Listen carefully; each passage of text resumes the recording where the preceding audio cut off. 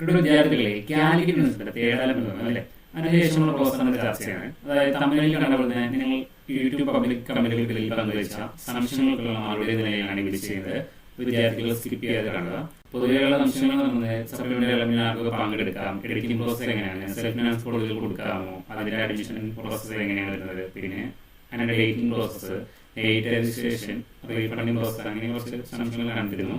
അപ്പോൾ അതിൽ വിട്ടുപോകുന്നുണ്ടെങ്കിൽ നിങ്ങൾ കമന്റ് ചെയ്യുക, അതിന് മറന്നു നൽകുന്നതായിരിക്കും. ഓക്കെ, അപ്പോൾ നമുക്ക് ഡീറ്റെയിൽ തന്നെ നോക്കാം. ഓക്കെ, എന്താണ് ഇതുവരെ അഡ്മിഷൻ ലഭിക്കാതിരുന്നത്, റിസർവേഷൻ സിസ്റ്റം SC/ST ആണോ, എങ്ങനെയാണ് കോളേജ് സെലക്ട് ചെയ്യുക? ഓക്കെ, ഇങ്ങനെ ഒരു കമൻറ്റ് കണ്ടിരുന്നു. അതിലേക്ക് മറുപടിയാണ്. നമ്മളുടെ ഡിസ്ക്രിപ്ഷനിലെ ലിങ്ക് വഴി ഈ വിൻഡോയ്ക്ക് വരിക. അവിടെ കാണുന്ന പ്രീവിയസ് ഇയർ ഇൻഡെക്സ് മാർക്ക് കണ്ടോ, അതായത് പ്രീവിയസ് ഇൻഡെക്സ് മാർക്ക് 2024 അതൊന്ന് ക്ലിക്ക് ചെയ്യുക. പിന്നെ തുടർന്ന് വരുന്ന പേജിൽ നിങ്ങളുടെ FIUGP എന്ന് സെലക്ട് ചെയ്യാനുണ്ടാകും. ഓക്കെ, അത് സെലക്ട് ചെയ്ത് കോഴ്സ് സെലക്ട് ചെയ്യുക. നമ്മുടെ കോഴ്സ് ഞാനിവിടെ സെലക്ട് ചെയ്യുന്നത് BSc മാത്തമാറ്റിക്സ് ഓണേഴ്സാണ്. ഓക്കെ, തുടർന്ന് നിങ്ങളുടെ ജില്ല, നിങ്ങൾ പഠിക്കാൻ ഉദ്ദേശിക്കുന്ന ഏത് കോളേജിലാണോ അതുമായി ബന്ധപ്പെട്ടിരുന്ന ജില്ല കൊടുക്കുക. അപ്പോൾ നമുക്കൊരു ലിസ്റ്റ് കിട്ടും കോളേജിൻ്റെ. ഓക്കെ, അവിടെ ഈ ജനറൽ കാറ്റഗറി ബേസ്ഡ് ഇൻഡെക്സ് മാർക്കും ജനറൽ ഇൻഡെക്സ് മാർക്ക് കൊടുത്തിരിക്കും. അപ്പോൾ അത് ബേസിൽ നിങ്ങൾ കൊടുക്കാൻ നോക്കുക. നിങ്ങളുടെ ഇൻഡെക്സ് മാർക്കും വെച്ച് കമ്പയർ ചെയ്യുക, കിട്ടുമോ ഇല്ലേ എന്ന് ജസ്റ്റ് നോക്കിയിട്ട് കമ്പയർ ചെയ്യുക കേട്ടോ. ഓക്കെ, ഇത് മാത്രമല്ല, നമ്മളിപ്പോൾ 3-4 മന്ത് കഴിഞ്ഞിരിക്കുകയാണല്ലോ. അപ്പോൾ ഓരോ ഇതിലും എത്ര സീറ്റ് വേക്കൻസിൻ്റെ ജസ്റ്റ് നോക്കാം. അതായത് ഓരോ കോഴ്സിനും എത്ര സീറ്റ് ഉണ്ട് ജസ്റ്റ് നോക്കാം. അതിനായി ഈ ഒരു വിൻഡോയുടെ താഴേക്ക് വരിക. അപ്പോൾ അവിടെ കോളേജ് ആൻഡ് കോഴ്സസ് എന്ന് കാണും. അതിൽ കോഴ്സ് എന്ന് സെലക്ട് ചെയ്യുക. അപ്പോൾ അതുപോലെ തന്നെ FIUGPയും നിങ്ങളുടെ ഏതാണ് കോഴ്സ്, BSc മാത്തമാറ്റിക്സ് ആണ് ഞാൻ ഇവിടെ സെലക്ട് ചെയ്യുന്നത്, അതുപോലെ കൊടുക്കുക. പിന്നെ അതിൻ്റെ തൊട്ടടുത്ത് സെലക്ട് ഡിസ്ട്രിക്റ്റ് ഉണ്ടാവും, അത് സെലക്ട് ചെയ്യുക. പിന്നെ സെർച്ച് കൊടുത്താൽ അതിൽ ഏതൊക്കെ കോളേജും അതിൻ്റെ സീറ്റ് ഉണ്ടായിരിക്കും. എയ്ഡഡ് കോഴ്സാണോ സെൽഫ് ഫിനാൻസ് കോഴ്സാണോ എന്നുണ്ടാവും. അത് ജസ്റ്റ് മനസ്സിലാക്കി വയ്ക്കുക.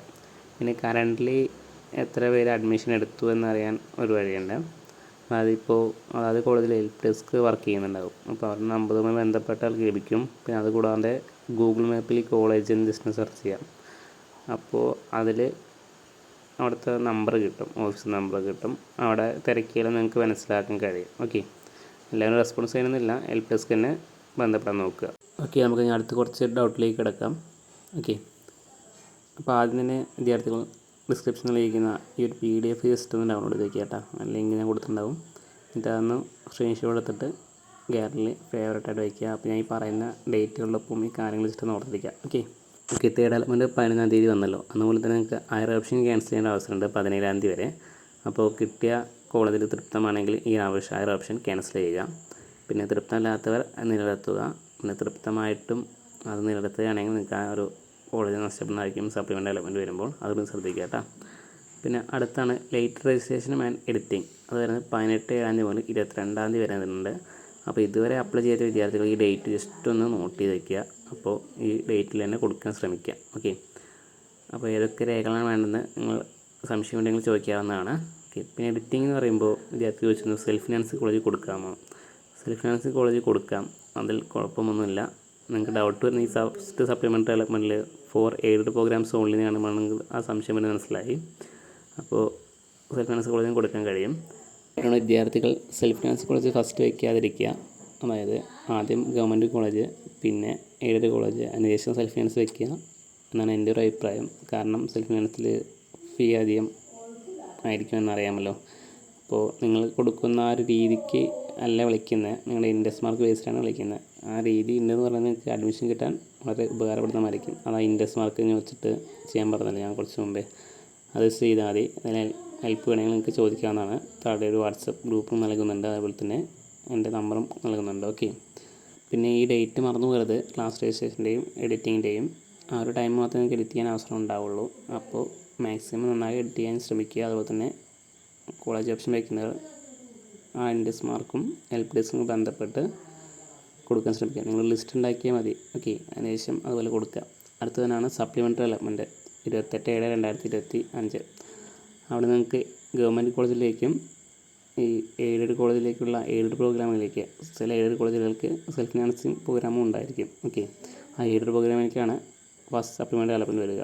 അവിടെ അതുപോലെ തന്നെ നിങ്ങൾക്ക് കോളേജ് ലഭിച്ചു കഴിഞ്ഞാൽ നിങ്ങൾക്ക് റീഫണ്ട് ലഭിക്കുന്നതായിരിക്കും. അത് പെർമനൻറ്റ് അഡ്മിഷൻ ലഭിച്ചവർക്ക് പൈസ ലഭിക്കുന്നതായിരിക്കും. അതുപോലെ തന്നെ നിങ്ങൾക്ക് ആറ് ഓപ്ഷൻ ക്യാൻസൽ ചെയ്യാനുള്ള അവസരം അപ്പോഴും ലഭിക്കും. അപ്പോൾ തൃപ്തമാണെങ്കിൽ ക്യാൻസൽ ചെയ്യുക, അല്ലെങ്കിൽ നിലനിർത്തുക. അതുപോലെ തന്നെ അടുത്ത് തന്നെയാണ് സെൽഫ് ഫിനാൻസ് കോളേജിലേക്കുള്ള rank list. Management rank list പോലെ തന്നെയാണ് സെൽഫ് ഫിനാൻസ് റാങ്ക് ലിസ്റ്റും ഉദ്ദേശിക്കുന്നത്. ആ റാങ്ക് ലിസ്റ്റ് ബേസിൽ നിങ്ങളെ കോൺടാക്ട് ചെയ്യുന്നതായിരിക്കും.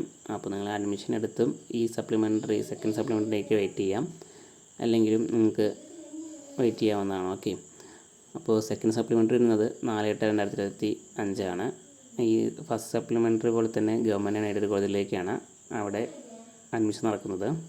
അതിനുശേഷം നിങ്ങൾക്ക് 6 ഓപ്ഷൻ ക്യാൻസലേഷൻ ഉണ്ടായിരിക്കും. തേർഡ് സപ്ലിമെൻ്ററി അലോട്ട്മെൻറ്റ് ഉണ്ടായിരിക്കില്ല. അപ്പോൾ അതിനുശേഷമാണ് നിങ്ങളുടെ എയ്ഡഡ് പ്രോഗ്രാമിലെ റാങ്ക് ലിസ്റ്റ് പബ്ലിഷ് ചെയ്യും. അതായത് seat vacancy based rank list publish ചെയ്യും. അത് ബേസ്ഡ് നിങ്ങളെ കോൺടാക്ട് ചെയ്യുന്നതായിരിക്കും. ഓക്കെ, ഇവിടെ ലാസ്റ്റ് അഡ്മിഷൻ ഡേറ്റ് 25/8/2025 അപ്പോൾ എന്തെങ്കിലും കാരണവശാൽ മാറ്റങ്ങൾ വരികയാണെങ്കിൽ ഈ ഡേറ്റ് മാറ്റാവുന്നതാണ്. അപ്പോൾ നിങ്ങളെ അപ്ഡേറ്റ് ചെയ്യുന്നതായിരിക്കും. ഓക്കെ, അപ്പോൾ എല്ലാ വിദ്യാർത്ഥികളും ഈ എഡിറ്റിംഗ് പ്രോസസ്സ് മാക്സിമം ഉപയോഗിക്കുക.